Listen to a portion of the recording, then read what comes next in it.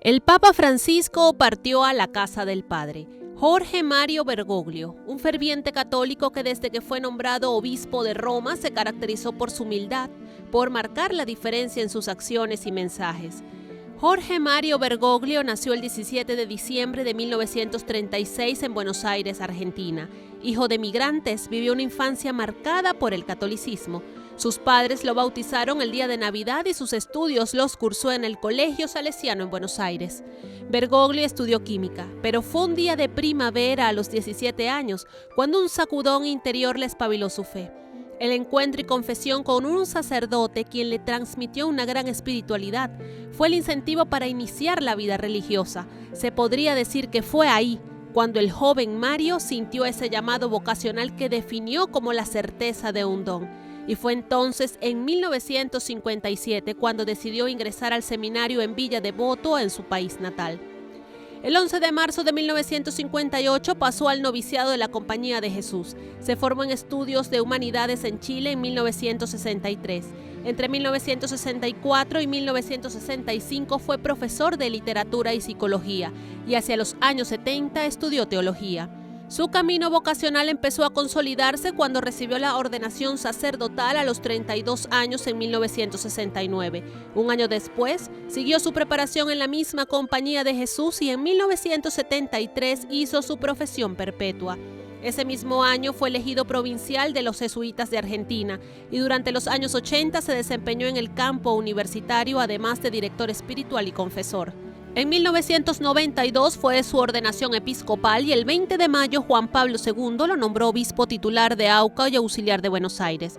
En 1998 asumió como arzobispo de la capital argentina. 3 años después, en el 2001, el Papa Juan Pablo II lo nombra cardenal. Un dato curioso de este momento es que Jorge Bergoglio invitó a los fieles a no acudir a Roma para su proclamación cardenalicia. Los exhortó más bien a destinar a los pobres el costo del viaje. La figura del cardenal Bergoglio se hizo cada vez más popular por la sobriedad de su trato y su estilo de vida modesto. En abril de 2005 participó en el cónclave en el que fue elegido Benedicto XVI. Los años del cardenal argentino, devoto de la Virgen de Satanudos y de Santa Teresa del Niño Jesús, transcurrieron entre proyectos misioneros centrados en la comunión, la evangelización y la asistencia a los pobres y enfermos. En 2013, su presencia vuelve a ser requerida en el cónclave para elegir al sucesor de Benedicto XVI tras su renuncia. Después de la quinta votación del 13 de marzo, quienes integraron el colegio cardenalicio eligieron a Jorge Mario Bergoglio como el Papa número 266 de la Iglesia Católica. Tenemos Papa, el eminentísimo y reverendísimo Señor Don Jorge Mario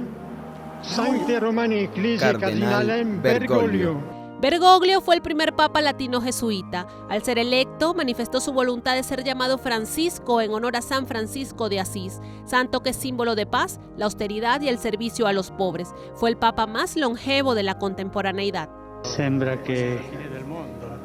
Parece que mis hermanos cardenales han ido a buscarlo al fin del mundo. Un dato curioso es que Francisco, después del cónclave, no quiso trasladarse a la cena solo. Se fue en el autobús con los demás cardenales diciendo: me voy con mis hermanos. Ante la plaza de San Pedro y como sumo pontífice se presentó con la sotana blanca pero sin la tradicional museta roja, con la estola más sencilla y no la bordada en oro.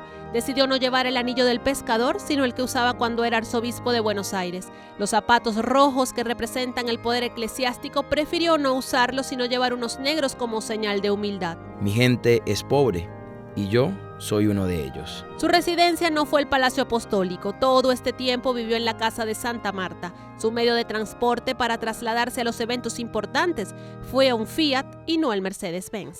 Su pontificado estuvo lleno de retos y la Iglesia Católica vivió transformaciones importantes. Hizo más de 400 viajes, visitó más de 60 países, priorizó el contacto de la Iglesia Católica con los creyentes fuera de Europa y tuvo la particularidad de ser escuchado por la mayoría de los líderes del mundo.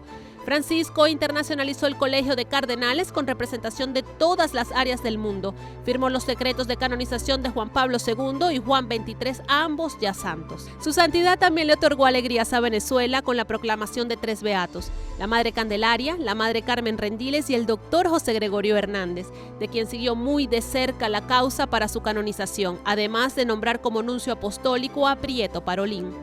Como máximo representante de la Iglesia Católica viajó a Irak, convirtiéndose en el primer pontífice de la historia en visitar este país. Abiertamente defendió impartir el sacramento del matrimonio a los divorciados que deseen casarse de nuevo y que les sea dada la comunión. Igualmente criticó las leyes que criminalizan la homosexualidad, calificándolas como un pecado e injusticia.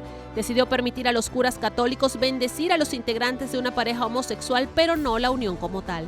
Asimismo, pidió perdón varias veces y manifestó sentirse avergonzado por los casos de abusos a menores en el seno de la Iglesia. De Dios y su pueblo, expreso mi dolor por los pecados y crímenes graves de abusos sexuales cometidos por el clero contra ustedes. Y humildemente pido perdón. Durante su pontificado, Francisco vivió varias afecciones de salud y se sometió a unas cuantas intervenciones quirúrgicas, una extirpación de una parte del colon, una cirugía de rodilla y una obstrucción intestinal, pero su malestar recurrente siempre fue a nivel pulmonar y respiratorio. En el 2024, su santidad reveló detalles de cómo quería que se lleve a cabo su funeral, simplificando algunos ritos. Su deseo era ser enterrado en la Basílica de Santa María Mayor de Roma por su devoción a la Virgen y no en el Vaticano como sus antecesores. Renunció a la práctica de sepultar al difunto Papa en los tradicionales 3 ataúdes hechos de plomo, ciprés y roble. En su lugar, pidió que su cuerpo repose en un único ataúd de madera revestido de zinc. Los visitantes podrán presentar sus respetos, pero el cuerpo de Francisco permanecerá dentro del féretro sin la tapa. Como Papa, Francisco fue el sumo pontífice que constantemente pedía con humildad una oración por él. Recen por mí, recen por mí, necesito. Y se saltó excentricidades del poder eclesiástico. Como Jorge Bergoglio, llevó su originalidad latinoamericana y no renunció a ella. Francisco se despide de este mundo como un líder espiritual, creíble y admirado más allá de la fe católica, con una sencillez de vida y una profundidad y sabiduría en sus palabras.